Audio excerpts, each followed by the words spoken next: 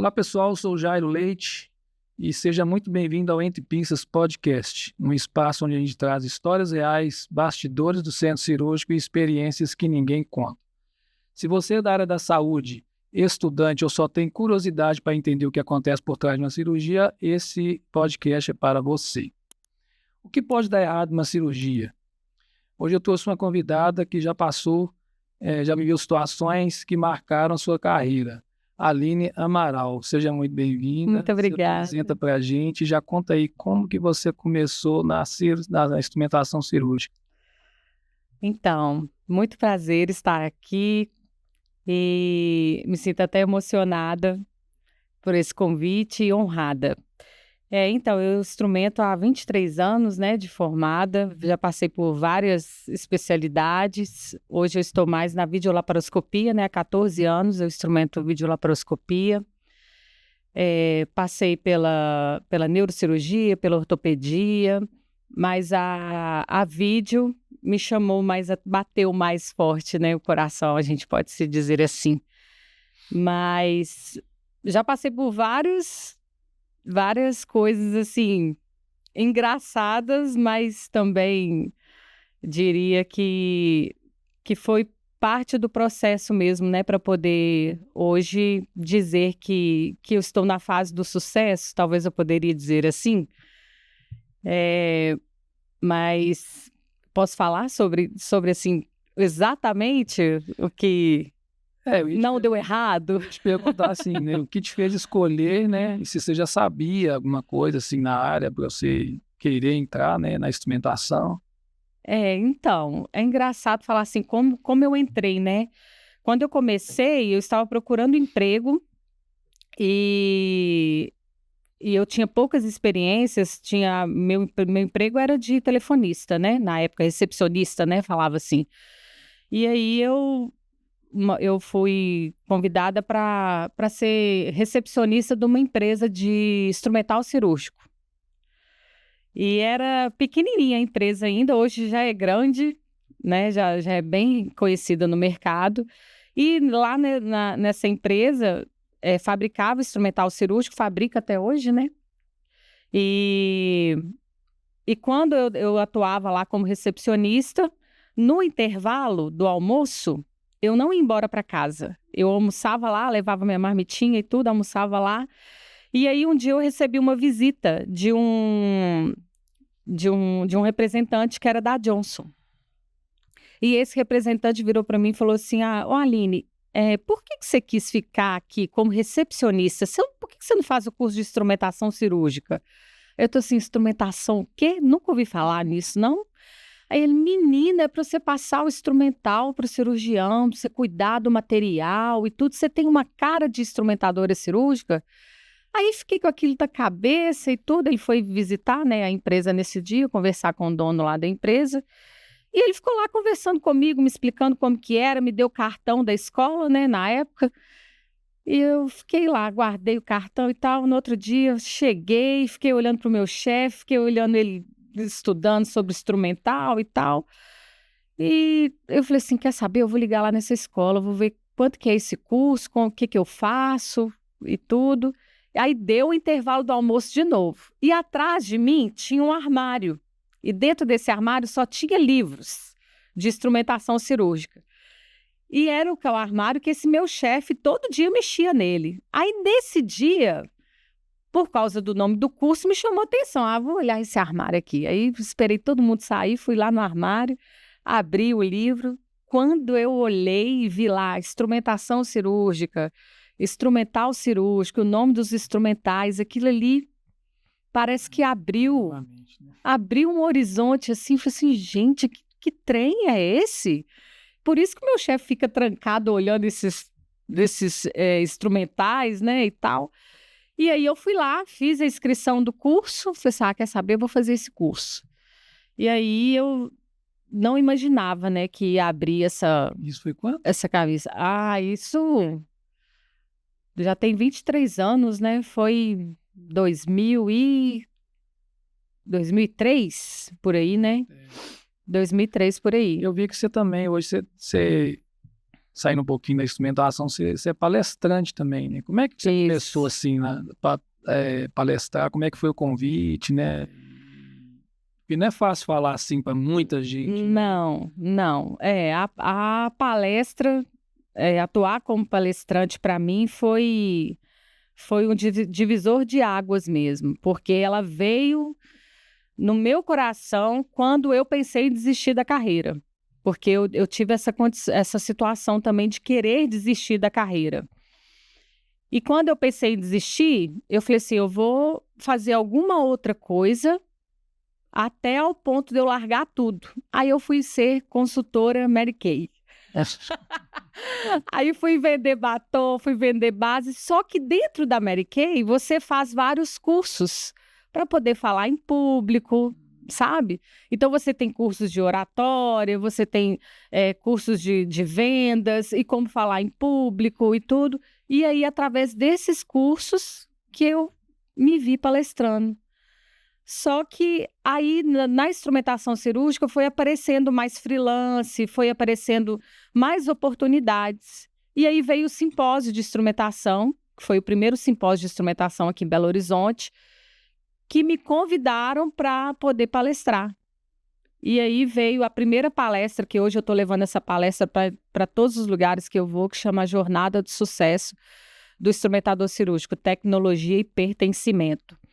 E eu estudei muito sobre essa palestra, né? Apliquei dentro do livro que eu li, do John Wenker, que ele é até um pastor adventista dos Estados Unidos, e ele fala sobre a jornada do sucesso. Então, assim, e aí, o resultado disso tudo, que deu certo mesmo como palestrante, eu tive vários feedbacks, graças a Deus, de pessoas que realmente falam assim, Aline, você virou a minha chave, né?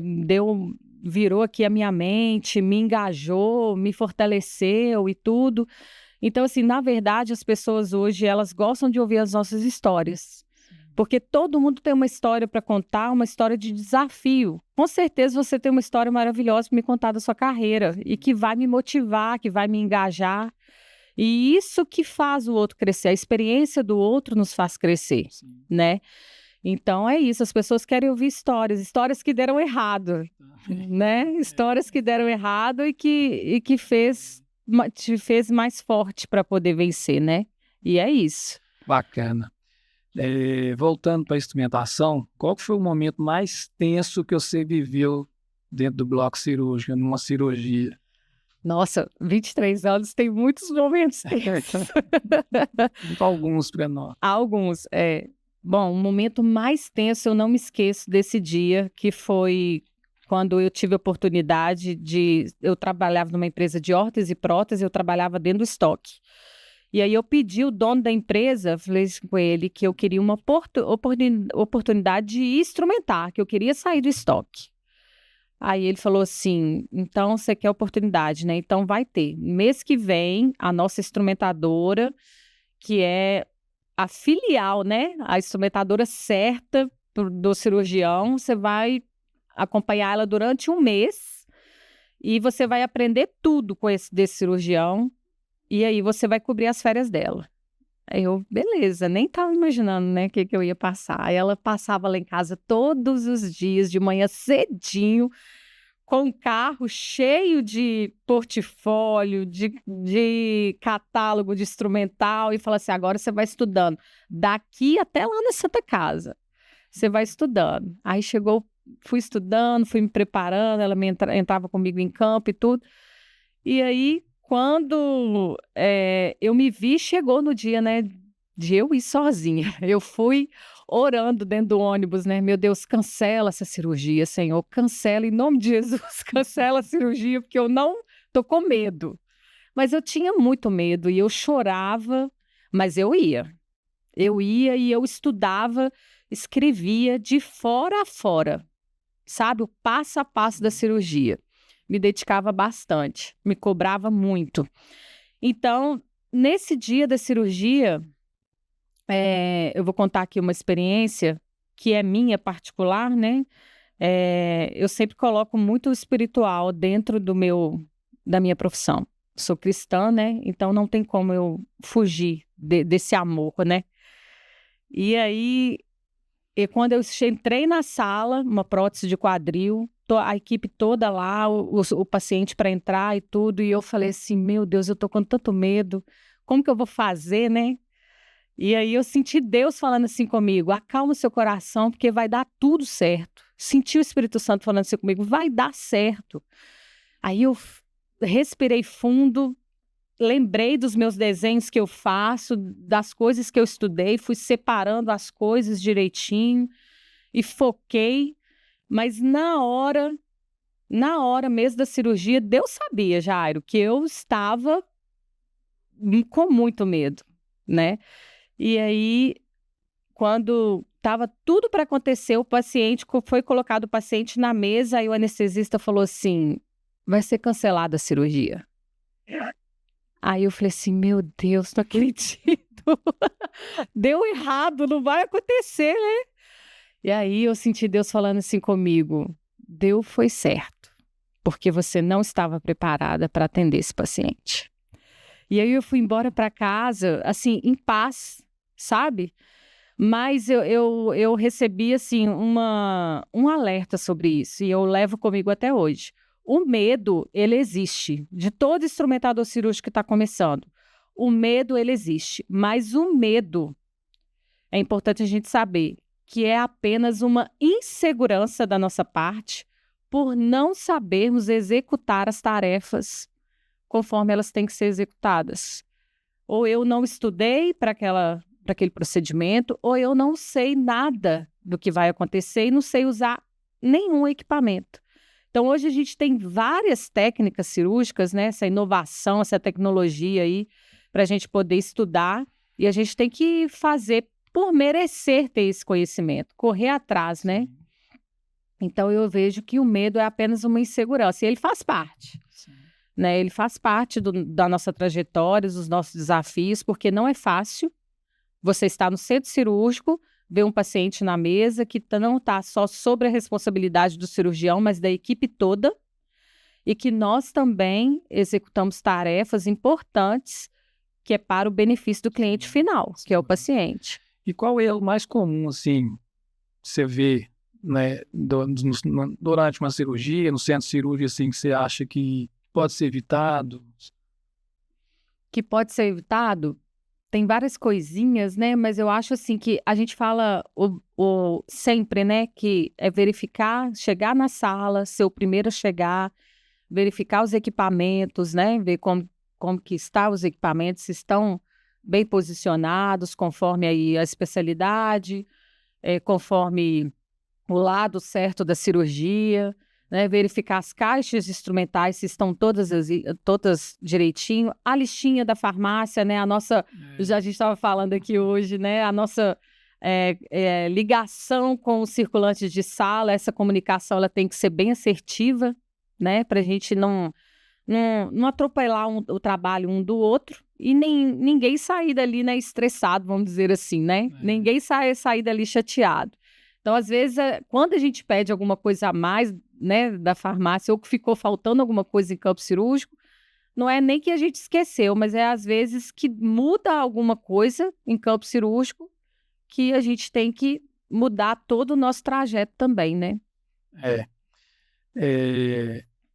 O que ninguém conta, assim, te conta sobre trabalhar no centro cirúrgico, né? Você acha que existe a pressão psicológica, assim? Você viveu isso aí um pouco, você contou, né? O medo, a insegurança, né? Como que a gente lida com o nervosismo? Além da fé, né? Que você disse também, além da fé, a gente pode sim, né, levar o espiritual e com o trabalho e tudo, mas assim, claro que cada um tem sua característica, sua essência, né? Mas dentro do centro cirúrgico é um ambiente diferente. Ele é dinâmico, né? A gente precisa ter muita comunicação assertiva, que eu sempre falo, para a gente não perder tempo, né? Porque ali a gente conta-se muito com o tempo. Mas eu acredito que o que vale mais a pena a gente prestar atenção é a gente ser ágil na técnica. É aquilo que eu sempre vou bater o martelo, estude.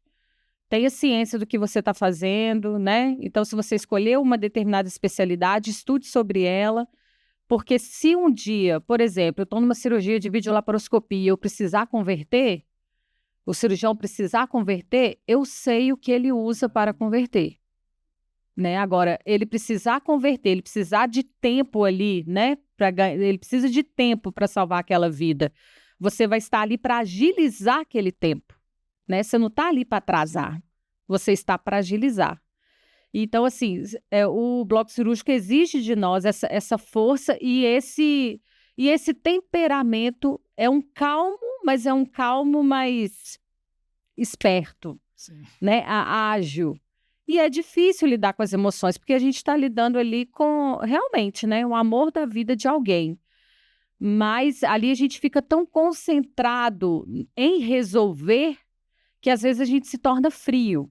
Sim. Né? Hoje, pela profissão, eu vejo o tanto. Eu sou sim emotiva, mas hoje eu controlo as minhas emoções e eu sei a hora de apertar a mão do paciente, ou eu sei a hora também de falar assim: agora nós vamos manter o silêncio, preciso da sua colaboração, porque vai acontecer esse procedimento agora. Então, a gente precisa de concentração. Uma boa cirurgia para você e você vai dormir agora, né? Isso o Peixoto falou também no outro episódio, né? Buscar conhecer o material, a cirurgia, os processos, né? Eu acho que você já falou um pouco sobre isso, mas o que mais essas situações que você passou, que você já viveu, te ensinaram, né? Nossa, tantos ensinamentos que a gente tem, como que a gente cresce, né? A gente amadurece. Porque eu posso dizer que nesses 23 anos de profissão, se a gente falasse sobre morte, sabe? Sobre pacientes que a gente perdeu, eu perdi um. Em 23 anos de profissão, numa neurocirurgia. Mas não foi nem por incompetência, é realmente pelas comorbidades que o paciente tinha e não era possível intervir mais tecnicamente de nenhuma forma, porque ali seria um resultado que não seria satisfatório. Então, em ambas partes, até mesmo eu lembro muito bem da anestesista falar assim: pessoal, não dá mais. Eu fiz tudo o que eu podia fazer e o cirurgião também falou assim: gente, eu já estou chegando no meu limite e eu entrego aqui nas mãos de Deus mesmo, porque para mim não tem mais nada para fazer. E aí você bate um nó assim, né, na garganta e fala assim: puxa vida. O que eu levo é que nós não somos nada mesmo, né? E a vida não nos pertence, né? Mas como é bom saber que Deus colabora conosco, né? E nos ajuda, né? Porque nós não somos o dono da vida. Mas como é bom saber que Deus coloca nas nossas mãos uma expertise, vamos dizer assim, né? Para ajudar a salvar vidas. Sim. E é isso. Você falou naquela parte que eu te perguntei de palestrante, né? Que você tem alguma história que você sempre conta assim nas suas palestras? Você falou que conta uma, né? Você pode contar um pouquinho para a gente? Na verdade, quando eu comecei na instrumentação, a história que eu conto é o seguinte, que eu fazia concomitância externa no Cefet, que é uma escola técnica que tem aqui, né? Eu passei em 11º lugar em mecânica industrial. E aí, como eu caí lá, eu não sei. Eu sei que meu pai tinha muito orgulho de mim por estar estudando lá. Só que eu era muito infeliz. Não era feliz. E aí, um dia eu decidi, porque eu estava andando no pátio lá do Cefet, eu encontrei um papel. E nesse papel estava escrito um versículo bíblico que estava escrito assim: Deus mantém em perfeita paz quem tem propósito firme e confia nele. E aí eu guardei esse papel e eu falei assim: hoje eu vou conversar com a psicóloga daqui do Cefet e vou largar tudo, eu não quero mais ficar aqui. Aqui não é meu lugar, não estou feliz. Conversei com ela e ela falou assim: menina, sai fora daqui. Essa profissão não é para você. Você não gosta de nada aqui. A única matéria, né, que eu gostava era uma matéria que a gente tinha, que era desenvolvimento de trabalho em equipe. Esse eu gostava. Ela falou assim: vai trabalhar com alguma coisa que é em grupo, que é trabalho em equipe. E aí eu me encontrei na área da saúde. Então, assim, eu vi que realmente quando a gente tem um propósito, a gente tem que ser firme nele, para ele poder dar certo, sabe? E eu levo comigo esse versículo até hoje. Deus mantém perfeita paz quem tem propósito firme e confia nele. Então, assim, se a gente, um dia, na jornada, na caminhada, a gente quiser desistir, refaça a rota, que foi o que eu fiz. Refaça a rota, começa tudo de novo, para ver se realmente é desistir, né? Porque eu desisti da mecânica industrial, porque eu vi que lá eu não era minha praia, não era minha área mesmo.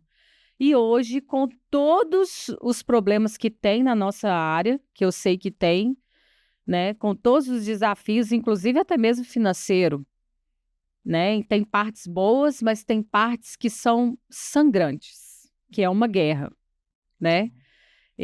Mas que vale a pena, que tenha satisfação, né? Então eu abro muitas minhas palestras falando sobre isso.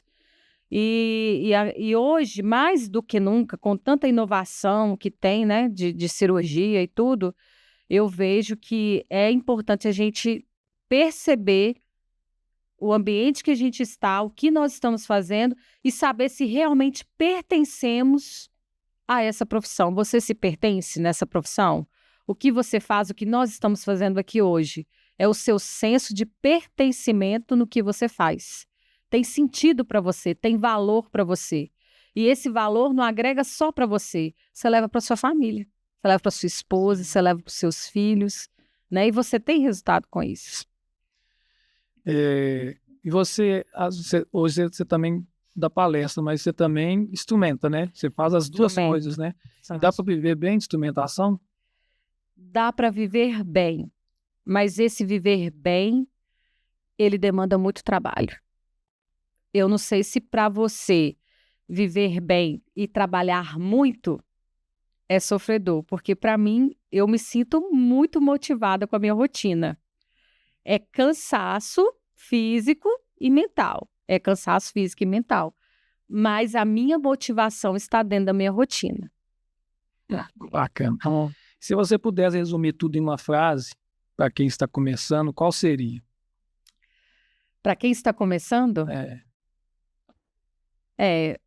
Seria assim, presta atenção, o instrumentador cirúrgico, ele não apenas executa tarefas, mas nós dominamos todos os recursos para a gente conseguir fazer o andamento da cirurgia com sucesso. Não existe uma cirurgia bem-sucedida sem o instrumentador cirúrgico. Pode até haver uma cirurgia bem colocada, de qualidade, quando não tem um instrumentador cirúrgico, mas quando tem um instrumentador cirúrgico, o andamento é diferente. A gente sabe que tem uma diferença. Os próprios cirurgiões falam isso, né? Então, nós dominamos todas as tecnologias, nós dominamos todos os recursos para o bem da cirurgia. Então, entenda isso, nós não só executamos tarefas, nós dominamos todos os recursos para atender ativamente o resultado, o sucesso de uma cirurgia. Bacana. Então, se esse episódio te ajudou de alguma forma, compartilha esse vídeo, se inscreva aqui no canal, né? Deixa o seu like, porque toda semana a gente vai trazer histórias reais e profissionais da saúde compartilhando experiências que inspiram. Esse é o Entre Pistas Podcast, profissionais da saúde, histórias que inspiram. E a gente se vê no próximo episódio.